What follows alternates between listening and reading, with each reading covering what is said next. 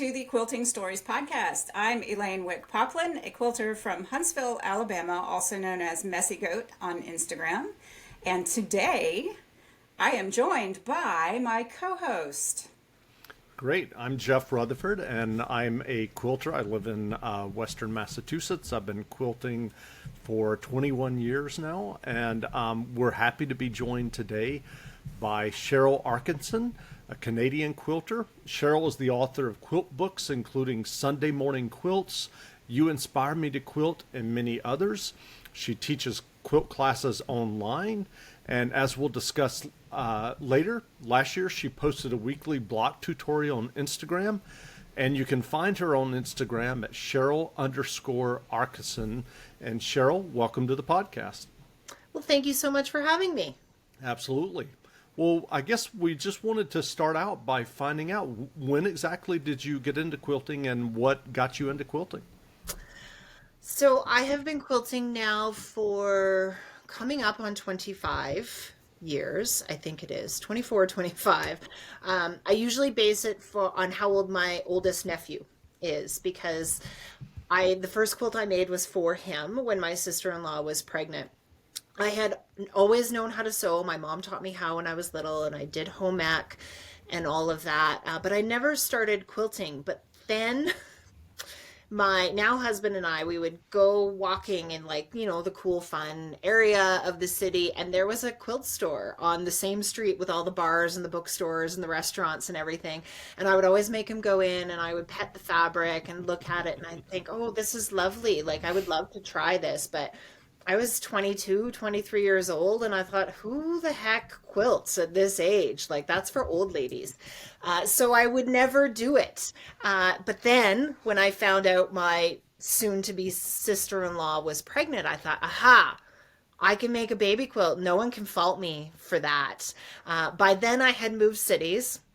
There was another quilt store, again, in the same little a similar kind of fun area. And I signed up for a weekend class. I got my mom's sewing machine that she got when she graduated nursing school in the 60s. It was this beast of a machine. And I didn't have a car, so I was relying on public transit. And so I had to walk from my basement apartment to the train station, take the train, then walk from the train station to the quilt store. Thankfully, we could leave our machines over the weekend. But on Sunday night, I was like, gosh, my legs are so sore. Why are my legs so sore? Like, what has quilting done to me? And then when I got undressed, I noticed my thighs were covered in bruises from walking with the machine and hitting the machine with every stride, because this thing is such a beast. I was like, oh, so that was my first indication that quilting is great. First of all, it's very fun, but it also is physically demanding. And I learned that lesson early on, and I've been hooked ever since. And Go ahead. I was just going to say, and I'm just curious, before then, I mean, you said that you were young when you would go in this quilt store and pet fabric, I guess in your early 20s. Had you done any kind of art or crafts or sewing before then? I had done some sewing. I remember starting when I was little on that same machine, like making Barbie clothes, which were really just tubes that I would hopefully had made big enough to get over Barbie's breasts. So I had done that. And then in junior high, I took home ec. So I had made some clothing for the most part. It was aprons and sweatpants and things like that. But I hadn't really done anything else. I was very academically inclined. And I went to, I refer to as a nerd high school, because it had all the advanced level courses.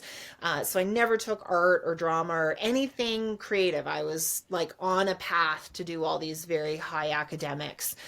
So I hadn't really done much else. I would write. That was one of the things that I would do, not consistently or anything like that. And then when I was in my undergraduate university days, I lived out in Nova Scotia. And I remember picking up a watercolor set and just kind of playing, but it was like so random and rare.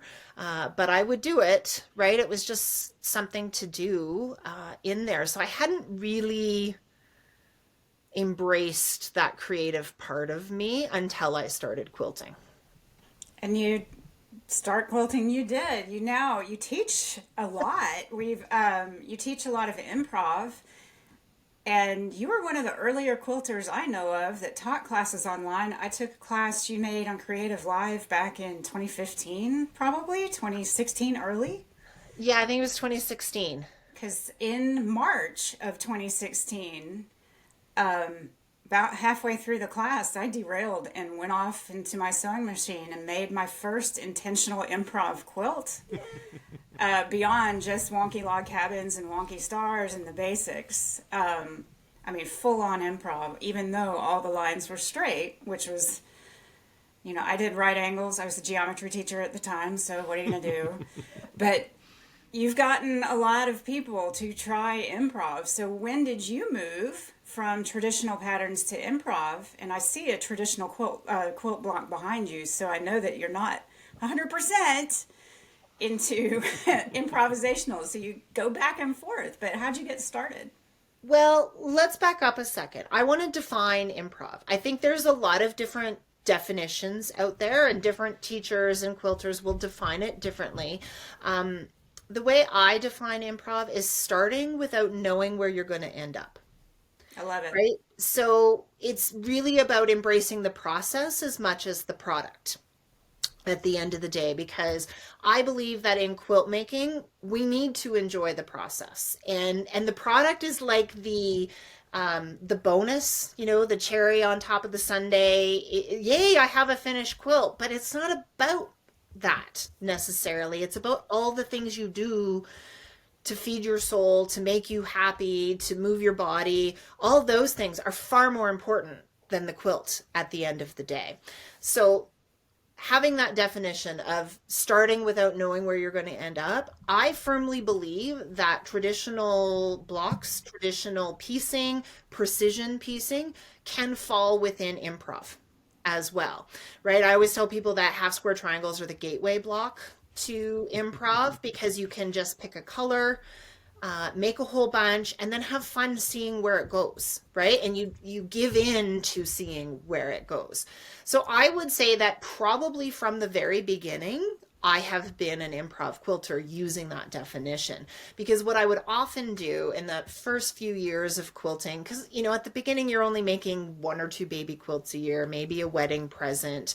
I have nothing from that era because I was giving everything away, as we all typically do.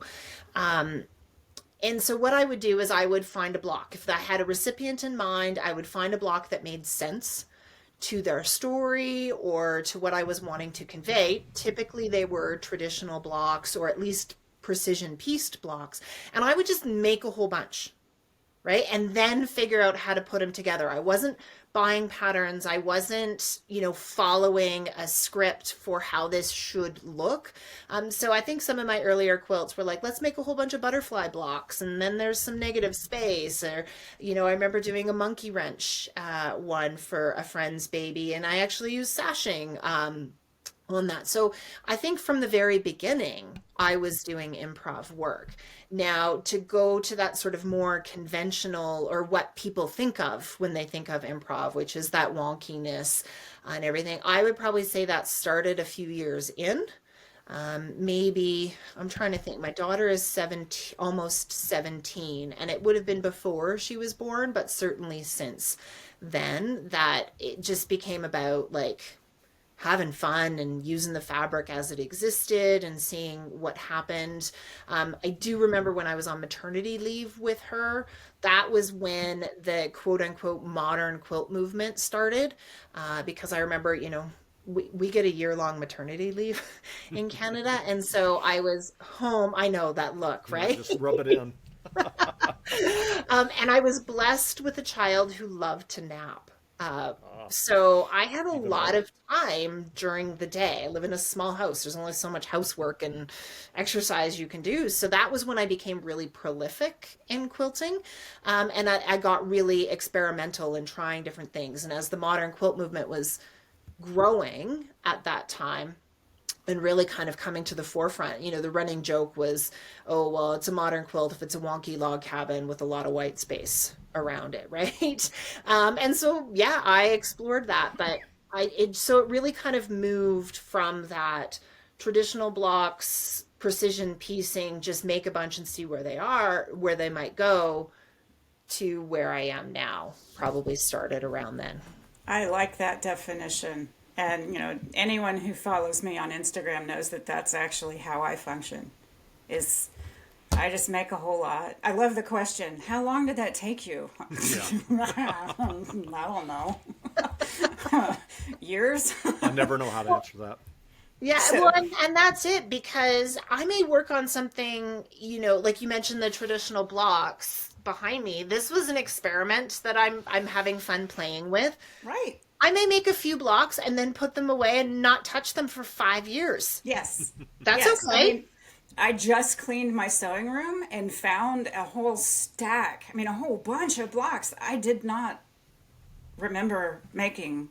Gremlins must have come in and done them in the middle of the night because I don't remember it. I know when I had to have done them based on the fabric that's in them, but I don't. And they're 36. It's not like I sat down and made three.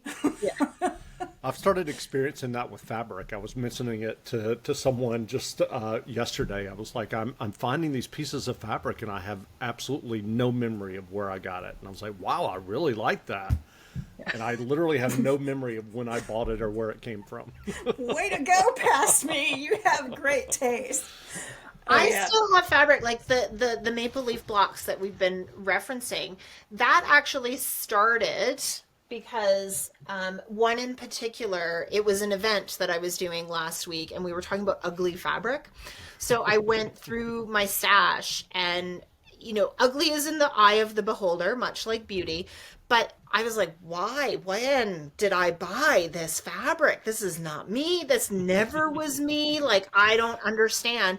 But we challenged ourselves to use those fabrics. And I loved the block I made at the end of the day. And so I just keep putting these combinations together. But as I'm digging through the bins, to add to it, to complement to it, I'm like, whoa, why did I buy the rest of these fabrics? But I love them together. I'm having such a great time, coming up with combinations, and it becomes then this exploration in color and pushing myself beyond my norms.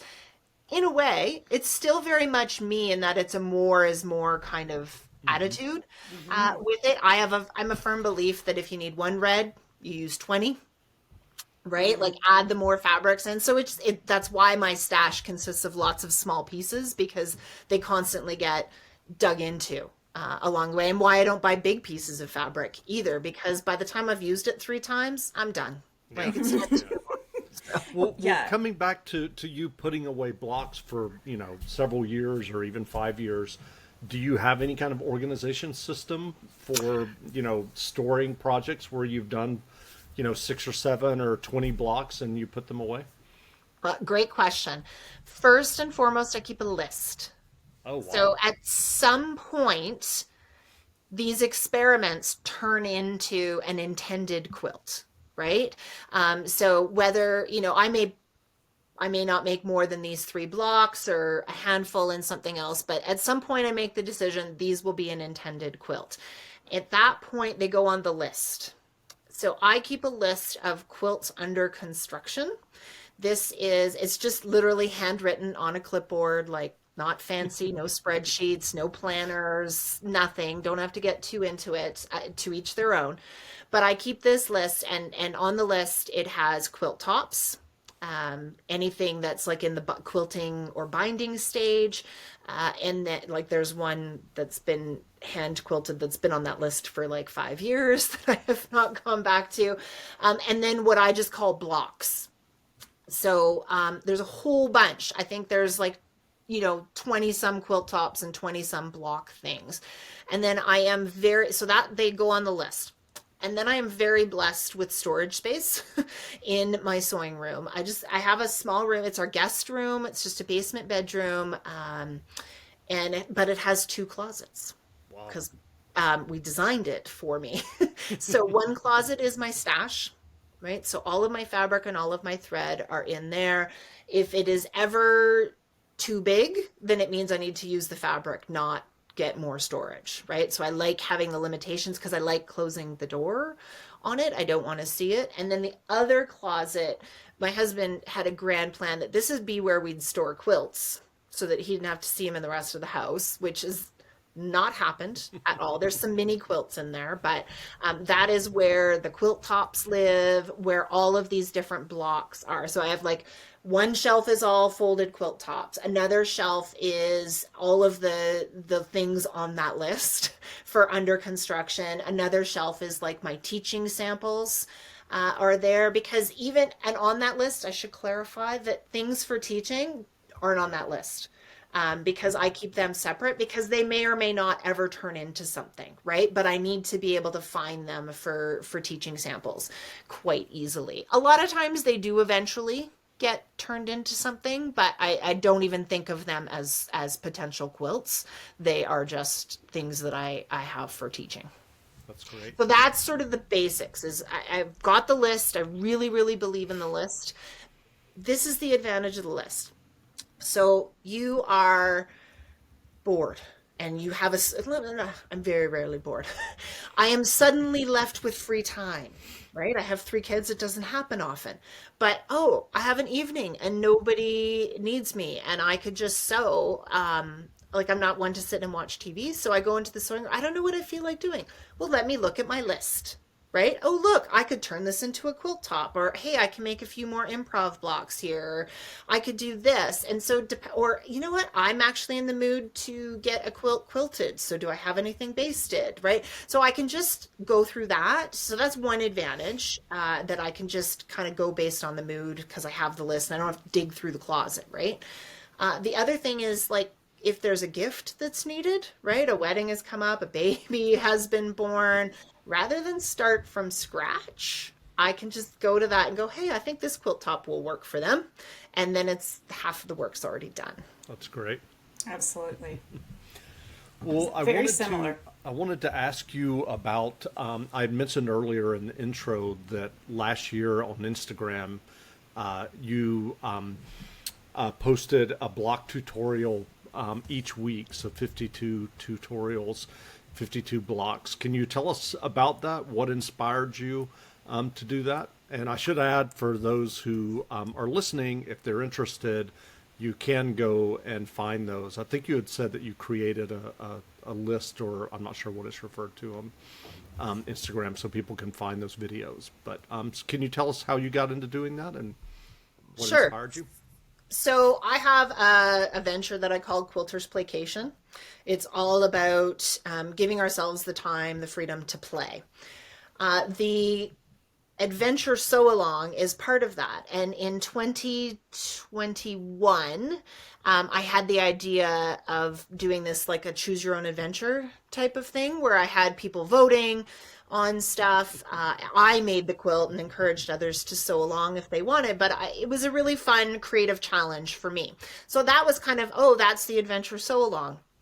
And as we came into 2022, I thought, I'm going to do something a little bit different. And I wasn't sure where I was going to go with it until a friend of mine who's a food writer here in Calgary, Julie Van Rosendahl. She's at Dinner with Julie. Amazing, wonderful person. But she started doing, we were right at the beginning of 2020, we went into kind of a quasi lockdown again, and schools didn't go back in at the beginning of the year. And so Julie, in her generosity, decided to do like an online cooking thing for kids, and it was all free. And it was just so generous and so kind of her that it inspired me to do something similar for quilters. Kids welcome if they want. But it was for quilters. And I thought, well, she's doing these once a week. I'm going to do them once a week. And I just thought that was really kind of the impetus. It was a very spur of the moment decision. I really didn't think that I would carry it through the whole year, if I'm being honest. But you did. I did because I found that I loved it so much. I loved showing up for people. I loved challenging myself to get stuff, and I loved just sharing uh, showing people all of the different things that you could do with similar techniques, right? Because a lot of the times, one block built on the technique of another one, or, just to break down improv to be less scary and more fun, right? I think it intimidates people. And so having these weekly tutorials, most of the blocks take 20 minutes to make, and we went there. And so it was really good. It kept me accountable having it every week. We did it all on Instagram. You're right, Jeff. It is all there. I've created a series.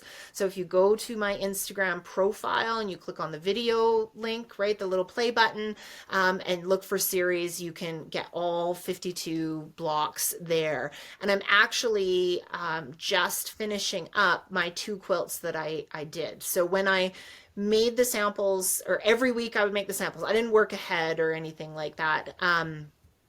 I just did a print version and a 3-color solid version for the samples every week. And so I am quilting the 3-color, or the prints version is, I'm quilting that, and I did a very traditional kind of layout with it, with sashing and everything, because I really wanted the blocks to kind of be individually highlighted.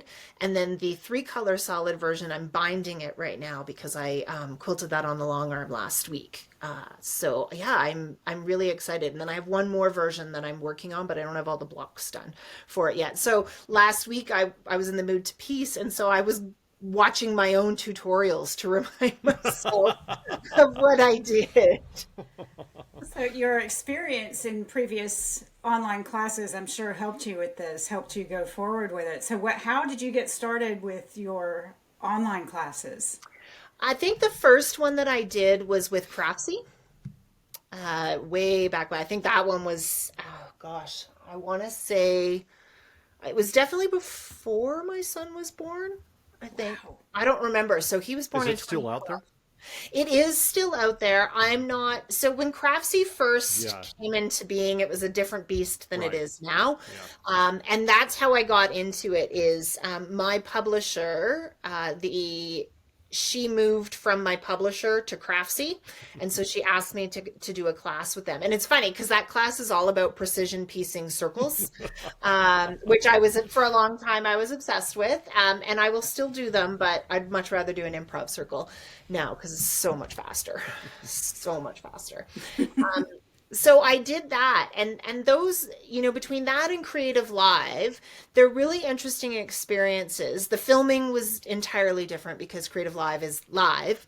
But what was lovely in my regard for that was both of them took care of the back end production stuff, which makes life a lot easier. Oh, You yeah. just have to be the host and show up and everything. But what it confirmed to me is that I'm very comfortable in front of a camera. I'm very comfortable in that presentation mode. So I was starting to get into teaching and in-person teaching, but and so the in-person teaching plus those have kind of led me to where I am now. I much prefer live teaching versus a recorded thing. I love the interaction with people, but it's a bit tougher these days because everybody's in a different time zone, right? We all live on the internet, and everybody's in a different time zone, so it doesn't always work to come in. But I don't like to record live sessions. It's not my favorite because I think you miss a lot of the joy Right. of it. But I'm looking at doing it because there's been a lot of requests for that. Well, I know we had talked about the project last year on Instagram, but you're doing another project this year and made the switch to YouTube, and you're not doing quite as an aggressive once a week. Can you tell us about that as well that's going on this year on YouTube? Yeah, absolutely. So last year was the once a week, and each block was kind of designed, inspired by what was going on in my life, in the world at the time, right? Like there were blocks, inspired by mountain trips that I did. When the war in Ukraine started, I did a block that's a trizub, which is the trident symbol of Ukraine, one to acknowledge the floods in Pakistan, and then just fun ones along the way too. I did one actually for the Golden Gate Bridge because it had come up in my memories about filming the Creative Live class that you mentioned, Elaine. So all of those things. So for 2023, I could not commit to the once a week. Just a lot going on in the personal life that was going to be very difficult, if not impossible. So I've committed to once a month for 10 months, right? We took January off to make our quilts, and then we started in February. We'll do once a month to go until the end of the year. And this time I chose a theme. So it's a little bit different, but I had the idea to do a treasure map. So we're doing blocks that come from the idea of the treasure map. So we started with waves to be the ocean, because typically when we think of treasure maps, they're islands, right? It's also cliche, but it's very fun. And so we have done the waves, we have done the path, the little dots that go along the way. We've done a volcano. This last one was a palm tree. I've got plans for like booby traps to go, a treasure chest, and then have fun putting it together. So you can design it, you could do it as one block and just have the 10 blocks at the end of the day. I'm kind of doing two versions. One is a very sort of literal treasure map. So I will fill it in and it will look like a pieced treasure map at the end of the day. And then the other one that I'm doing is very abstract. Right, I'm doing it as rows. I'm taking the general shape from each block and having a really interesting time kind of abstracting the shape and the idea into a small row so that it's just something very different to show you that you don't have to do it exactly one way, right? That there's many ways to approach it. So yes, it's on YouTube so that people who aren't on Instagram can access it, and then it can all be saved in a nice playlist. And they're still doing them live, though. I really like that. So still doing them live, but they're recorded and posted to YouTube so that anybody can see them at any point in time. That's wonderful. That's cool. And so I know that to make a shift a little bit from quilting, I know you do these morning makes that you post, I think, on your blog and I think Instagram as well. Can you tell us a little bit about that? What got you into that? And also, it's not necessarily sewing. Can you tell us like how what you're working on do you think feeds back into your sewing and quilting? Absolutely. So morning makes started, I want to say back in 2016 for me. I am a morning person. I grew up a competitive swimmer, and so I'm very used to getting up early in the morning. And what I discovered back when when my husband and I first started living together, we lived with roommates. And I'm an extrovert, there's no doubt about it, but I am also someone who really enjoys solitude. I don't get lonely. I just like to be alone. So living with roommates and their significant others, and it's university time, so it's fun. The only time I got to be alone was if I got up early. And so I would get up early just to sit and read at that point. Read a magazine, read a book, just enjoy, have a quiet cup of tea, just enjoy the peace and quiet. Well, fast forward to 3 kids. And I realized the same thing. The only time I get to be alone, because my husband is a night owl, so evenings don't count. But the only time I got to be alone is if I got up early. And for the longest time, I would just get up early and I would make my tea and I would putter around the house. And I would say that I was quote unquote working, but I spent so much time puttering that by the time I settled down to do my own work or some writing, the kids were getting up. And so I felt like I was wasting that time. So I decided to, because I have a sewing room, why don't I spend that time being creative? And so I get up now. So I've been doing this pretty much every day, obviously some exceptions, but pretty much every day for the last 6 to 7 years, where I get up before anybody else in the house and I don't make my tea. I don't look at my phone. I don't even get dressed, right? I just go into the sewing room, usually the sewing room, and start making. And it has been amazing. It was life changing for me because number one, you get a lot done, even if you only do 15 minutes a day. And when the kids were smaller, right? My son is 11, so if I Hmm. started this when he was, 3 or 4, I wasn't getting a chance to sew at any other point in the day. So 15 minutes adds up a lot. And then it became the statement in the house that if you get up in the morning and the door is closed, unless you're dying, don't come in, right? That's mama's time. Leave me alone. And then we started to say, like, we all have a better day when mama gets her morning make, right? Because I start the day in a better mood, which rubs Sure. off on everybody. So it kind of went that way, but very not too far into it. I was having a conversation with a girlfriend of mine who's very much into meditation and yoga and Reiki and a very Eastern sort of philosophy of Sure. life. And so I was explaining this morning make to her, and she said, "Well, in a way it's like meditation, right? Because you're focused on what you're doing with no other distractions, right? So yes, you're physically not sitting and using a mantra or taking yourself somewhere, but the act of sewing is in a way a meditation for you. And so I think that's why it was so life changing, is because it was that moment of being present that really did a big change for me. So I would go to bed, or before I went to bed, I would just kind of decide what I'm going to do. I'm going to work on this project, this project. I'd leave the stuff out, and then I would get up, so I didn't have to make decisions in the morning, just get up and go through the act of sewing for the most part. And it was great. I produced so many quilts, felt great, really, really good. Kids got older, they don't bug me. I don't have to get up as early to be alone because they're just doing their own thing anyways.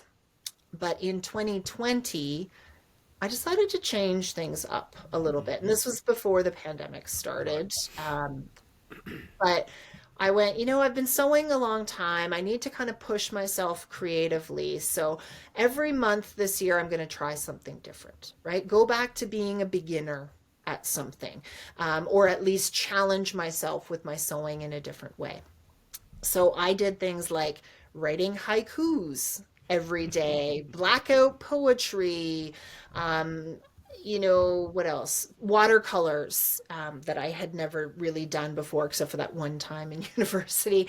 Um, so it was just really interesting to kind of push myself to try all these different things. I did sewing stuff, but even within that, there were challenges that I kind of set myself up for. So if you pick a month that has 30 days in it, you can make one block every day. Guess what? You have a lap size quilt at the end of the day, at the end of the month, right? Sure. I did a improv applique one where every day I just improv a different or applique a different shape on a quilt top. I did one, and it was one of my favorite ones. So I have a tendency when I make quilts to make a whole bunch of blocks or a bunch of different elements, and then I really enjoy figuring out on the design wall how to make it come together. That's my favorite part of making quilts. But I challenged myself to not do it that way. And what I did is every day I made an improv block and sewed it to the previous block. So I was building the quilt as I went and composing the design of it as I went. So I really, the beginning of the month, it's still very, you can see the blocks and the grids and everything, but by the end of the quilt, there's a lot more movement and interaction between the blocks. So I wanted give myself that challenge again. It was really kind of very interesting. So, yeah, so I started changing it every month in 2020, and I did that for 2021 and 2022 as well because I really enjoyed that. For this year, I've kind of switched gears and I've got a theme for the whole year. But how I'm interpreting that is different every day. So my theme is portraiture, and because I want to explore that. I had the idea, and then I discovered Portrait Artist of the Year from BBC, which is a wonderfully delicious show. I love it. There's like 8 seasons of it. Those are amazing. I haven't seen the portrait one, but I Mhm. discovered landscape, which Yeah. is just amazing, where they take like 30 landscape artists and it's kind of like a Survivor reality show thing, and which I'm sure you're familiar with. So, Yeah, but it's also friendly oh, and it is. creative, It's like and the Great British Baking Show. It's like yeah, it's a friendly reality show, not the cutthroat. So where exactly. does where does one find this YouTube, delectable? YouTube, Okay. and Oh, wow. they're YouTube, like entire episodes. I don't yeah, know where and you found them. Amazon Prime, the There you go. Canadian version. So I don't Okay. know if the American version has it, but the Canadian version had the first three seasons. And then we have a channel on, we still have cable in this house. Um, there's a channel called Makeful that we get, Oh and wow. they've been showing like the latest season of Portrait Artist. So I'm Hmm. sure Landscape will come up next Interesting. Yeah. because they kind of alternate on them. So I had already thought of portraiture, and then I discovered this show, and it gave me so many different ideas and everything. So it kind of confirmed that this is what I wanted to do. So I started at the beginning with like drawing. I've never been someone who could draw. I still wouldn't say that I am, but that doesn't mean I can't try, can't do it, right? I firmly believe in being a beginner at things and pushing yourself to get better. So I've been drawing, I've been watercoloring, I've made 4 quilted self-portraits. I want to try a few more techniques before I say I'm done playing with fabric, but I had the idea of doing some embroidery. Like once I get a line drawing that I'm happy with, I thought, well, I'll try embroidering that. So yeah, just exploring different things. And then the side benefit of it is I've been doing self portraits because I don't think I should subject anybody else's face to my learning. Um, so I've been doing self portraits, but it's been really interesting to study myself physically. It's, I'm not, I don't wear makeup. I don't do a lot. I just, I want to look good, but I don't care that much. Um, so it's been really interesting to study my face. I'm like, oh, I never really noticed that wrinkle or my dimple. Like I have a dimple, and I knew I had a dimple, but I've never paid attention to my dimple. And now I am, right? And I want to make sure that my portrait is from the side that has the dimple. And yeah, so it's just been really, really fascinating to go through the process. So I like it. I like that I'm giving myself more time to explore. And what it's also helping me do is I'm pulling in all of those things that I've tried for the last 3 years That's as Yeah. well. great. I heard in a podcast probably yesterday, nobody ever gets worse with practice. That's So true. true. It was Very like, true. oh, wow, yeah. Yeah. That's genius. Exactly. So I don't Well, remember where I heard it, but I'll send you a link to a YouTube channel. It's a guy, Mark Kistler. Years and years ago, he had a PBS drawing show, and he has a YouTube channel, and it's drawing for kids. But if you're interested in drawing, he really talks about the basic shapes, and I found it valuable because I can't draw at all, and I'm not doing it every day, but I've tried to do more of it, and I found that channel really useful. so ooh, I Jeff, could you put it in the show notes Yes, I will. I will. fantastic. I'll look for that too. I will. and the Yeah. YouTube links to the, landscape and Oh, absolutely. yeah, that'd be great. Yeah. It was really interesting. The way that I started, I had taken a class years ago with Melissa Averinos, who's Yummy Goods Yeah. online. Hmm. Um, and so I'd taken that class and kind of, was excited, but then it just sort of fell away. So I grabbed her book, and she does go through sort of the basics of geometry and everything. But one of the first things she does is she's like, I want you to just draw a picture of yourself now before you learn anything. In there. And so I'm like, oh, like it's in my sketchbook here, and I was like, ew, that's looks like I was in grade 6 and drew it, Yeah. because that's probably the last time I drew something like that. And so even though I still have a long way to go, you're right, Elaine. No one gets worse with practice, right? Like the last one I did, pretty good, right? I've still got a long way to go with likeness, but I can do a face in fewer lines, That's great. and still get expression, and that's been one of my goals is to use as few lines as possible, but still have expression and likeness. I don't. Not everybody has that, but that's been one of mine when it comes to drawing. So I keep working on that. And then this week, one of the things that I've been working on is kind of like divide it. Like if you have like, your cheek is a little bit redder and the side of the face, maybe it's in the light, so it's paler than the other side, like Shading. understanding the different colors in all of that. So that's been another, it's great. It's just a Yeah. fun challenge. Well, Melissa broke me into, I took her Making Faces with Melissa class in 2016, and I had been working on or wanting to work on a quilt for 11 years and had made 3 attempts at it and thrown them all out because they were just not where I was trying to go. And her class broke me out of that rut. And so, she's going around being a fantastic teacher. She comes over and I'm off in the weeds.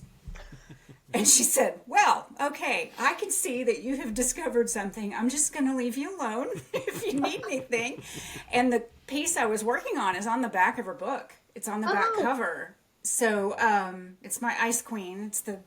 And it's so completely different from the other things in her book. But she was wanting to show that you can go off into the weeds, Yeah. starting with her technique. And oh man, the things that I made in that class and after that class, that quilt of 11 years took me 3 weeks when she unlocked it. And Wow. I credit her with unlocking it.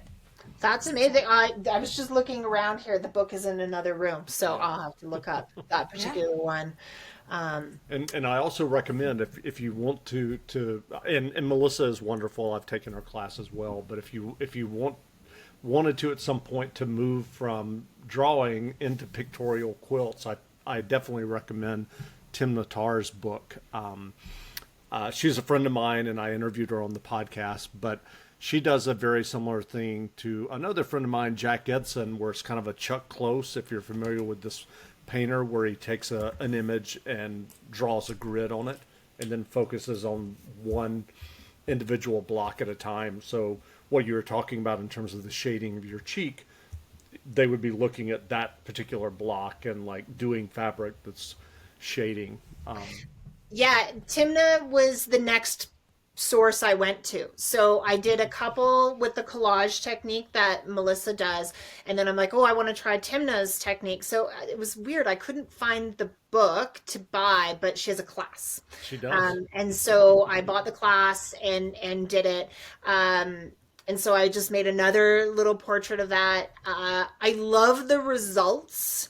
I personally, the technique is not for me. Right. Yeah, I understand. Only because, and this is completely a Cheryl, as we say in our house, it's an ish me, not an ish you. No, I agree. Is that using monofilament thread and Right. machine applique is not my comfort zone, and I don't love doing it. I loved that Chuck Close inspiration and going block by block. And so one of the things that I want to try is to take that same idea and build off of Timna's thing, but do improv. Yes. And so so I've actually just been trying to find the right photo that I want to use and then going and getting it printed to work from for it. And I'm going to scale that one up. But yeah, that was my third self-portrait was using Timna's technique. So I mentioned that there's a couple more things I want to explore. So one is that improv sort of idea. And then I want to push myself again and do that more. There's a class on Creative Spark, which is C&T Publishing's one. It's about pet portraits, but I'm going to use that technique on a human as well. And that one is all applique, but it's that blow up the image, trace the different colors, create the different, so it's going to be a challenge for me, but it's worth exploring all of that. And what's funny is that all of this is building towards one of the bucket list quilts that I've always wanted to do, which is not a portrait of me. It's actually a portrait of my Baba, or my grandmother, that I want to do pixelated, but because she was a prolific cross stitcher, she's the very typical Ukrainian Baba, I want to make each block an X, right? So do it like a cross stitch pattern. So there's a lot of, and I don't want it to Sure. be small. So all of this is building towards No, one day well, making that quilt. I was going to say, I will also share with you, and I'll put it in the show notes, but I'll also send you an email with a lot of these links. My friend Jack Etson, who I also interviewed on the podcast, he doesn't teach, but I've watched him because he comes to the retreats that I go to. And it's very similar to what you're talking about. So he doesn't do any machine applique. But he does the chuck close, and he just improvs every block. Yeah. And to blow your mind even more, because he got started in the 70s, he literally started quilting in 75. He now has taken to doing traditional blocks, but using the shading of each piece. So Yeah. like you'll see a face that's all log cabin, but the log cabin he's done based on the shading, and when you stand back, it's a face. I And love it's that. just, it's mind blowing. And that was Jack Henson, you said? Jack Edson, he's in Buffalo, New York. I'll send you a link. He posts a lot on Instagram about his process, but like I said, he's not kind of oriented towards kind of the industry, meaning he doesn't teach, he doesn't really Yeah. go to quilt shows. A lot of his quilts are shown kind of in art galleries. So, but it's amazing the work that he does. But like I said, I've sat there and watched him, and he literally, and I've told him he should like turn it into a class or a book. But he will literally, do the chuck close. Then he looks at each particular block, and then he has a gradation of values from like 1 to 7 or 1 to 8. So he's looking at, the value in that little block. But it's amazing. Oh, fantastic. I'm gonna look for that. Yeah. It sounds like Katie Pasquini, Yes. masochist. Yes. Yeah. Yeah. So. So very, you very mentioned earlier about long arming. So do you quilt all your quilts? I quilt the vast majority of them.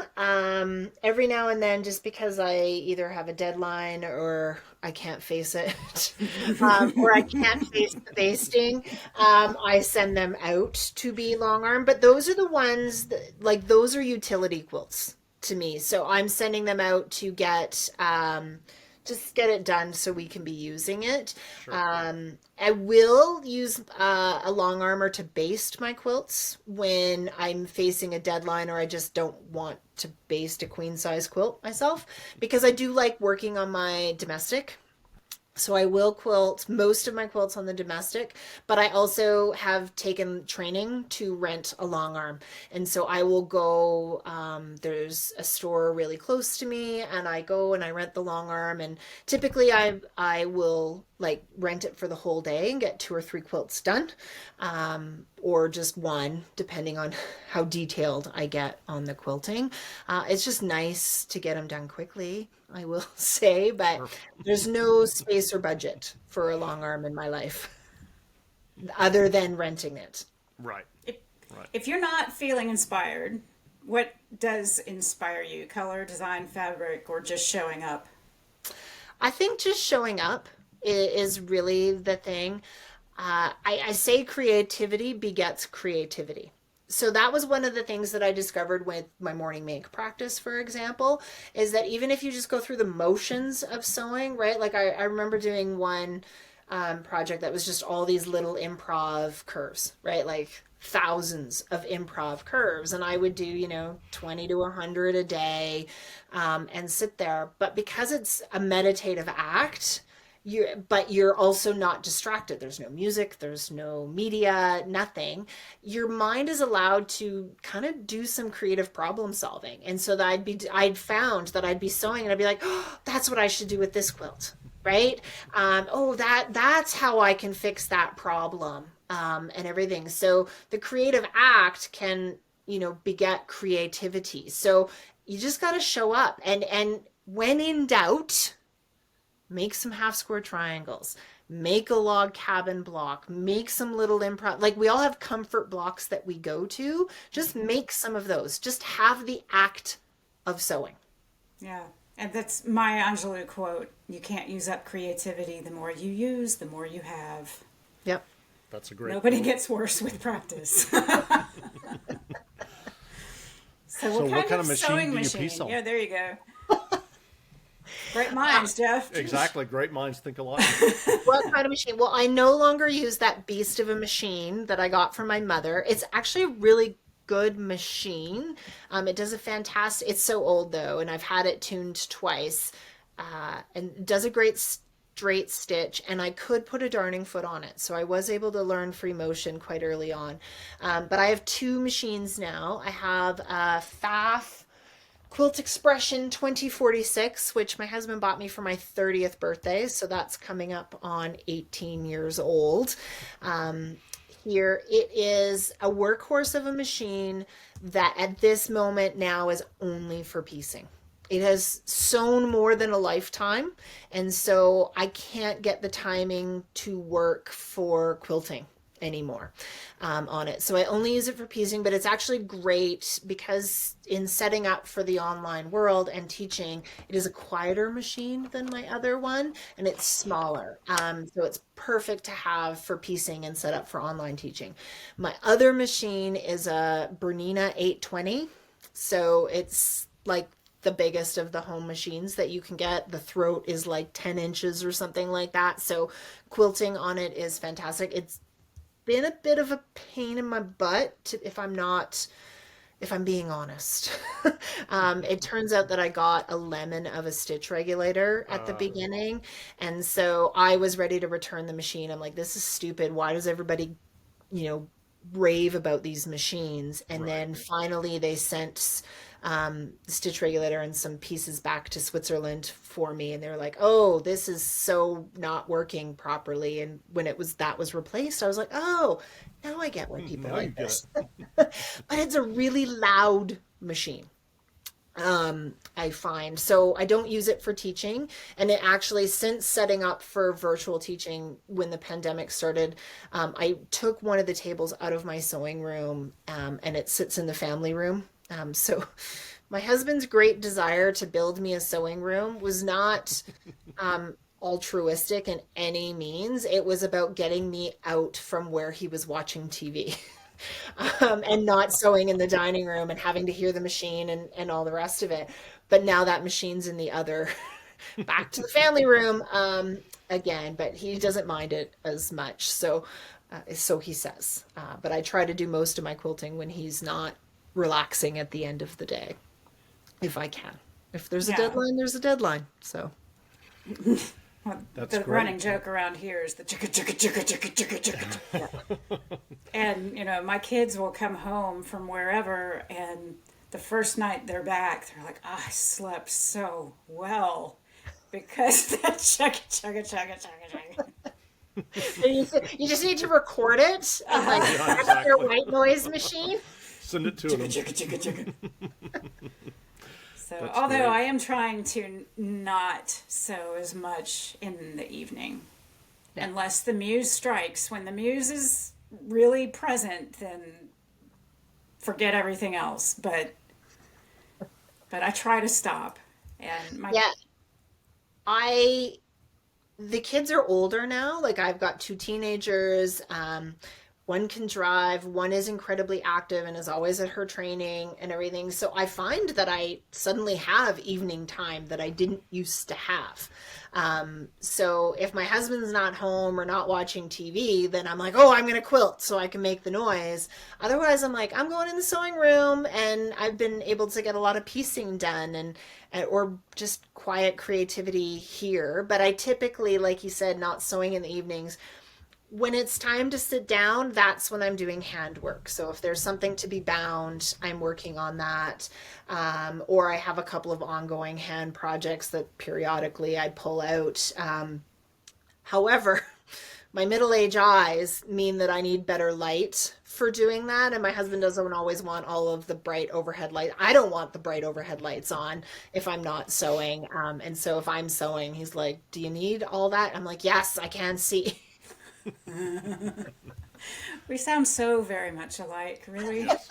except for the morning person thing. I can't come with you on that, but I can. the rest I of can. it, yes. So. Oh, Well, so, but here's the thing, because I've had people ask me about, well, I'm not a morning person. How do I do this morning make? It doesn't, you don't have to get up early to do it. What it no. is about dedicating a point in your day where you can create without consuming.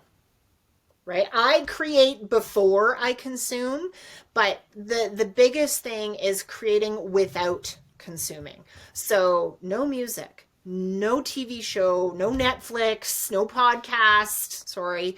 Um, no phone in the room, nothing. Just show up and do your creative work without distraction.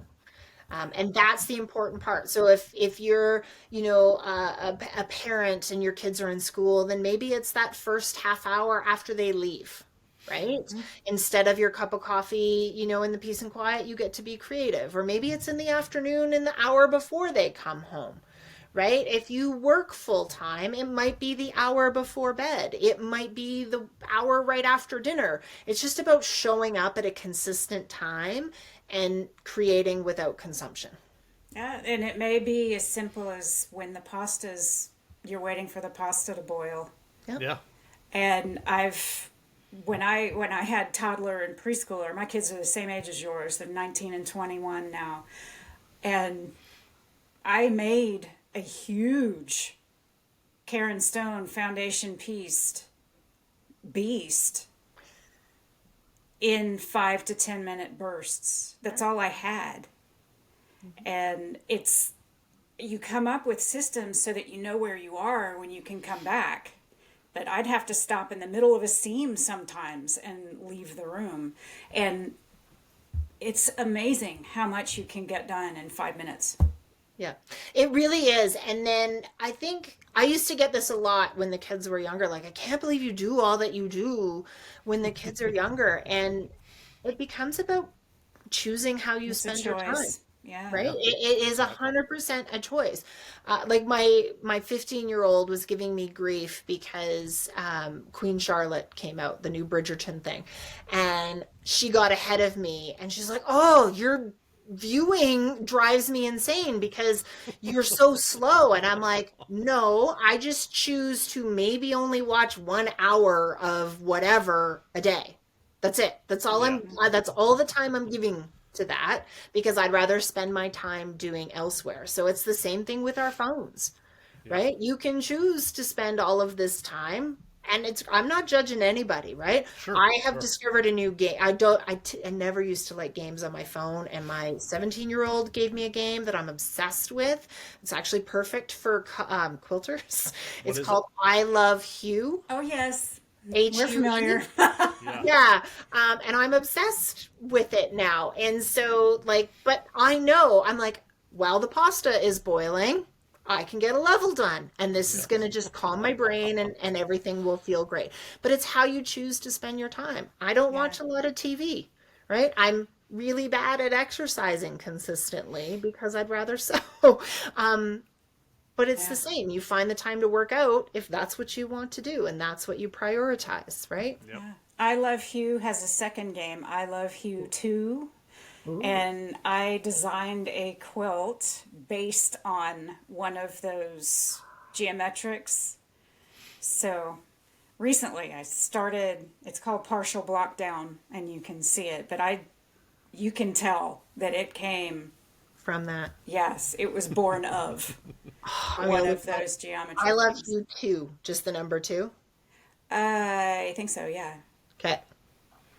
There you But go. yeah, and it's got more complex geometric shapes. So yeah, get ready.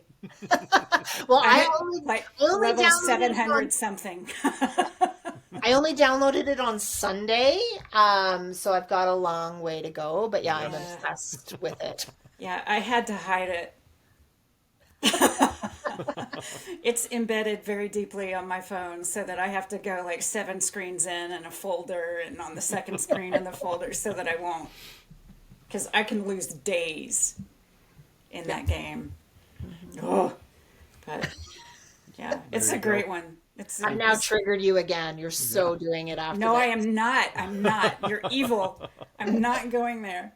Well, that's all the questions that I had. I don't know if you have any more, Elaine, or if there's anything we didn't cover, Cheryl. No, do you have a favorite can't live without notion or tool or That you use. something that's even if it's completely not a quilting supply that you depend on that would shock everyone else? Well, I don't know that it would shock people, but I am not. So let's back up. I'm not a huge notion person, right? I think that you can do so much in quilting with a good pair of scissors, a rotary cutter, and maybe two rulers. You do not need the world in that. There are two things that I absolutely love, and they are my scissors. I know there's a lot of brands and people have obsessions about scissors. These are a Japanese tailor scissor. A guy I know here in Calgary, he owns a store called Knifeware, and he goes on buying trips to Japan. And so one time I asked him to bring me scissors back. And so I've been obsessed with them. I've had these probably for, I think I'm coming close to 10 years, and they're just in need of a sharpening. Right. And I use these daily cutting fabric and everything. So there's that. And then the other one, which I'm trying to see if it is here, it is not. I love my quick clip. So a quick clip is, I hate basting quilts, least favorite part of the entire quilt making process. But what makes that so much better is a quick clip. And it is this, it's a wooden handle with just a tip on the end with some grooves that closes your safety pins for you. So some people will use a spoon, but this way you don't have to wreck a spoon from the drawer. It is so much easier on your hands. Your fingers you don't bleed on the quilt because you're forever getting in there to do it.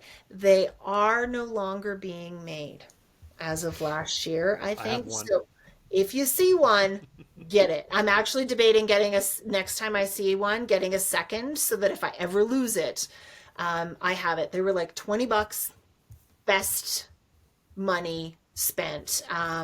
Everybody should. I know some people say they have a hard time figuring it out, but I just get into the rhythm and it makes so that when it comes like the hardest part of basting a quilt is getting everything laid out. Mm-hmm. So, well, cleaning the floor first, but getting everything laid out and smooth and taut and everything. You put the pins in, which takes forever, but then closing the pins with a quick clip, it goes by so quickly. I get up and I bend over and stretch my back while I'm doing it, and then it's done. So it makes basting so much better. I was a spoon person. Yeah. Yeah, I'd be spreading out a quilt on the floor and I'd always forget the spoon. My kids would walk up and look at me and just go get one. It's like, here, Mom, here's your spoon. And well, it's funny. My kids will help me baste now. Sometimes I have to make them do it.